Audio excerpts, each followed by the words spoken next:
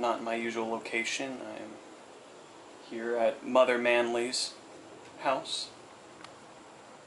And today I'm going to be changing out the oil in her 2007 Ford Focus. It seems to be a generally easy thing to do. I brought jack stands and everything, but realized that the fuel filter is right underneath the front, and because it is very hot today, I'm not going to bother with jacking it up, and just to be a little extra lazy. So for the Focus, it uses 5W20, whatever that means. Use the information as you will. And the PH3614 oil filter. Alright, underneath the car now. And a little knob right here. Directly behind that is where your bolt is to drain the oil. Now directly above the camera is up here. You can't see it because you can't get the camera up there. Directly above the camera, there is where the oil filter is. It is extremely accessible. You know, vehicles I worked on in the past, I wish they were this accessible because it is just within less arm's reach, a forearm's reach. But this bolt needs a 5/8 to remove it. So you take the 5/8 and you remove it. Easy as that.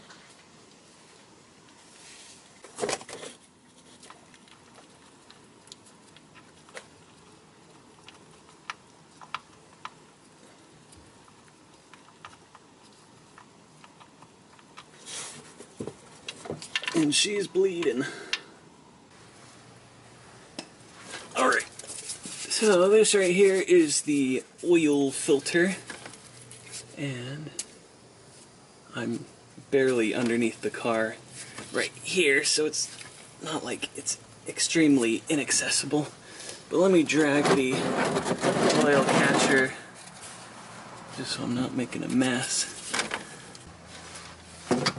Now they do have tools specifically for removing fuel filters, little rubber things, but all I have with me right now are big channel locks. So I'm going to use these to clamp down on this and twist this free.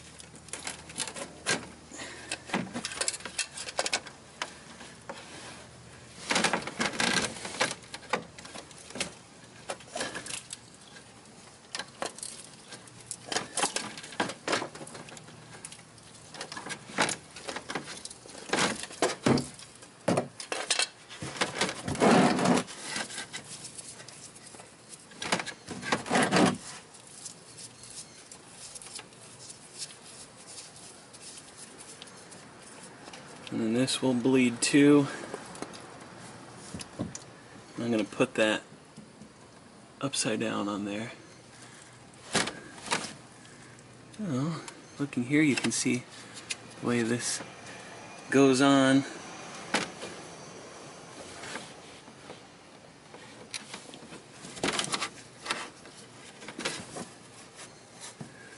We'll let that dribble a bit and then we'll put the new one in. We got our new one. All we're gonna do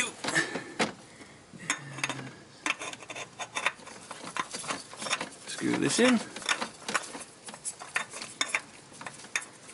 You don't need to anchor this down when you tighten it on. If I can get it lined up.